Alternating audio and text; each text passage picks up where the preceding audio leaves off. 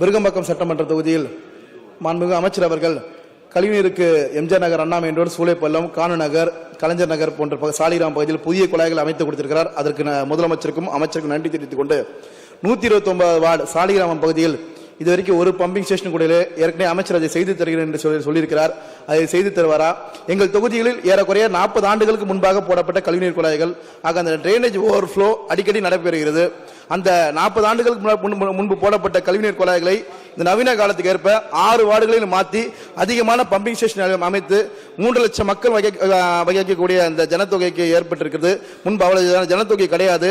ஆகவே அமைச்சர் அவர்கள் இந்த புதிய குடிநீர் குழாய்களை அமைச்சு தருவாரா என்று தங்களாக கேட்டாமை. விருகம்பாக்கம் சட்டமன்ற உறுப்பினர் கேட்டது, ஏற்கனவே விருகம்பாக்கம் பகுதியில் எம்ஜிஆர் நகர் பகுதியிலும் அந்த சாலைகளும் கிட்டத்தட்ட 7-8 ஆண்டு காலமாக தண்ணீர் வழிந்தோடி சாலைகளே நடக்க முடியாமல் இருந்தது. நம்முடைய முதலமைச்சர் தான் அண்ணா சாலையிலிருந்து போகிற அந்த குழாயை மாற்றி புது குழாய்களாக மாற்றி அங்கு தண்ணீர் தேங்காமல் இன்றைக்கு செய்யப்பட்டிருக்கிறது. இன்னும் சொல்ல போனால் நம்முடைய மெட்ரோ வாட்டர் அதிகமான இருக்கிற இடம் விருகம்பாக்கம் பகுதியில் தான். நெசப்பாக்கம் மற்ற எல்லா பணிகளும் அங்கே தான் இருக்கிறது.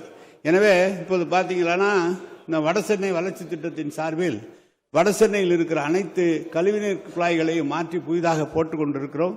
இப்போது விருகம்பாக்கம் பகுதியில் ஏற்கனவே செய்யப்பட்டிருக்கிறது, நெசப்பாக்கம் பகுதியிலும் புதிதாக செய்யப்பட்டிருக்கிறது. மாண்பு உறுப்பினர் எந்த பகுதி என்று எடுத்து சொன்னால் நிச்சயமாக அந்த பகுதியை எடுத்து செய்வதற்கு நடவடிக்கை எடுக்கலாம்.